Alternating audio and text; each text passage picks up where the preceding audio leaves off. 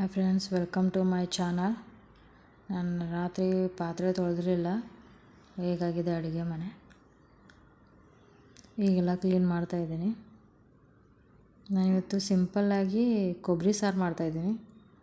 ಅದಕ್ಕೆ ಈರುಳ್ಳಿ ತೊಗೊಂಡಿದ್ದೀನಿ ಒಂದು.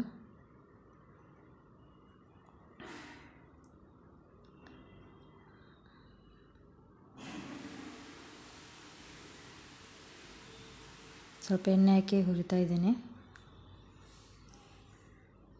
ಬ್ರೌನ್ ಕಲರ್ ಬರೋವರೆಗೂ.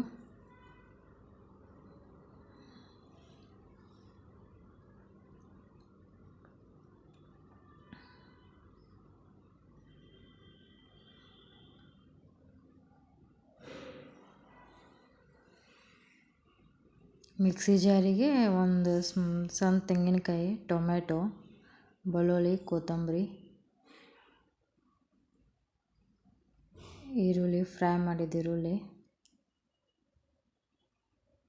ಸ್ವಲ್ಪ ನೀರು ಹಾಕಿ ರುಬ್ಕೊಳ್ತಾ ಇದ್ದೀನಿ. ಸಣ್ಣಗೆ ಪೇಸ್ಟ್ ಮಾಡ್ಕೊಳ್ತಾ ಇದ್ದೀನಿ.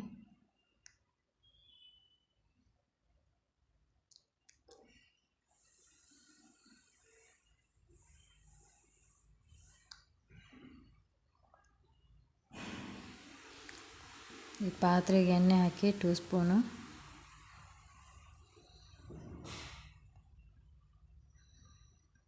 ಜೀರಿಗೆ ಹಾಕಿದ್ದೀನಿ, ಕರಿಬೇವು, 1 2 ಸ್ಪೂನ್ ಖಾರದ ಪೌಡರ್,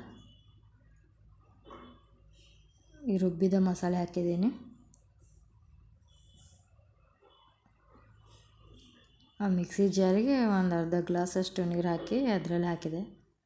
ಈಗ ಅರಿಶಿಣ ಪೌಡರ್, ಗರಂ ಮಸಾಲ, ಸಾಂಬಾರು ಪೌಡರ್ ಹಾಕಿದ್ದೀನಿ. ಮಿಕ್ಸ್ ಮಾಡ್ತಿದ್ದೀನಿ.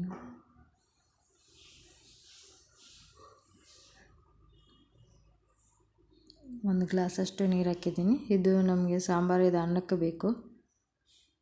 ಚಪಾತಿ, ರೊಟ್ಟಿ, ಅನ್ನಕ್ಕೆ. ಈಗ ಉಪ್ಪು ಹಾಕಿದ್ದೀನಿ. ಮನೆಯಲ್ಲಿ ತರಕಾರಿ ಇಲ್ಲದೆ ಇರುವಾಗ ಈ ರೀತಿ ಕಾಯಿ ಸಾರು ಮಾಡಿಕೊಂಡ್ರೆ ಚೆನ್ನಾಗಿರುತ್ತೆ. ಈಗ ಕೊತ್ತಂಬರಿ ಹಾಕಿದ್ದೀನಿ.